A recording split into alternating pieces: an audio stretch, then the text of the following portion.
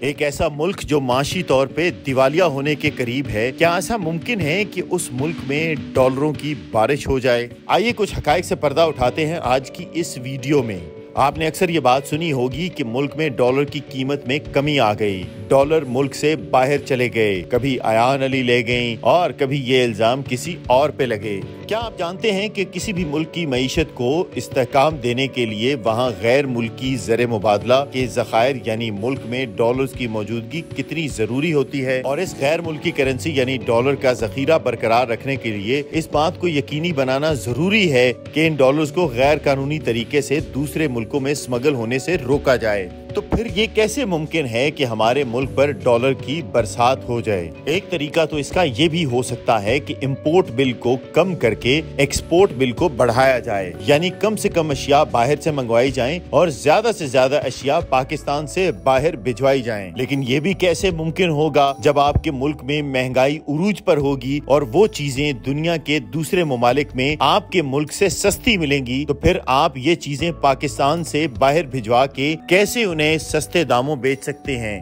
کیسے پاکستان میں Samsung, Huawei یا پھر آئی فون کی ٹکر کا فون تو بنے لیکن اس کی قیمت ان تمام تر فون سے کم ہو؟ یہ کیسے ممکن ہے کہ ٹویوٹا، ہونڈا اور دوسری برانڈ کی گاڑیاں جو پاکستان میں بہت زیادہ استعمال کی جاتی ہیں نہ صرف پاکستان میں بنے اور بکیں بلکہ پاکستان سے باہر بھی بھجوائی جائیں اور سستی قیمت پہ بھجوائی جائیں؟ یہ کیسے ممکن ہے کہ ہینڈ کرافٹس یعنی ہاتھ سے بننے والی اشیاء اور فرنیچر جو پوری دنیا میں مشہور ہے اس کی پیداوار میں خاطر خواہ طور پہ اضافہ کیا جا سکے؟ نہ صرف یہ بلکہ فٹ بال، بیٹس اور کھیل میں استعمال ہونے والی دیگر کئی اشیاء جو پاکستان میں تیار ہوتی ہیں ان کی پیداوار میں بھی ایک خاطر خواہ اضافہ کیا جائے۔ اس کے ساتھ ساتھ health services, education services, technical services, I T support, legal services وغیرہ کو بھی بڑھایا جائے۔ اور اس کے ساتھ ساتھ یہ بھی کیسے ممکن ہے کہ بیرونی سرمایہ کاری کے لیے ماحول سازگار ہو، آپ کے ملک میں امن و سکون ہو،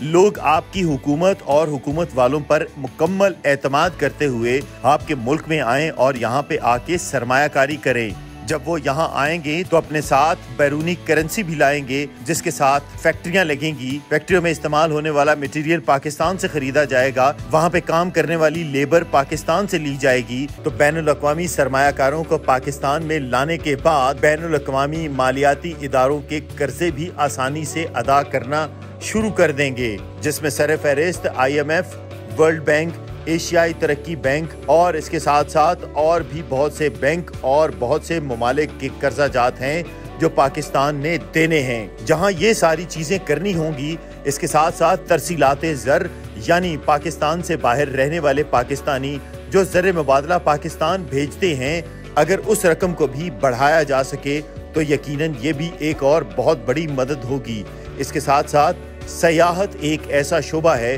کہ جس میں پاکستان کا کوئی ثانی نہیں بن سکتا، لیکن اس کے لیے شرط ہے کہ سیاحت کے لیے پاکستان کا ماحول سازگار رکھنا پڑے گا۔ پاکستان کو اللہ تعالیٰ نے جہاں بے پناہ معدنیات دے رکھی ہیں وہیں پاکستان کو اللہ تعالیٰ نے قدرتی حسن سے بھی نوازا ہے۔ پاکستان میں مختلف موسم ہیں اور یہاں آنے والے سیاح اگر کراچی کی گرمی میں اترتے ہیں تو وہ اسلام آباد کا حسن بھی دیکھتے ہیں، لاہور کے اچھے کھانے بھی کھاتے ہیں اور اس کے بعد مری، ناران کاغان، گلگت اور ناردرن ایریاز میں سیاحت کے لیے بھی جا سکتے ہیں۔ لیکن اس سب کے لیے حکومت کا مستحکم ہونا اور اپنے لوگوں کا حکومت پہ اعتماد ہونا بہت ضروری ہے۔ ہمارے سیاستدانوں کو چاہیے کہ وقت آ چکا ہے کہ وہ سیاست کو خیر آباد کہہ دیں اور وہ اپنی عوام کے لیے سیاستدان نہیں بلکہ اسٹیٹس مین کا کردار ادا کریں، یعنی وہ اپنے آنے والے الیکشنز پر نہ توجہ دیں بلکہ اس ملک کی آنے والی نسلوں پر توجہ دیں۔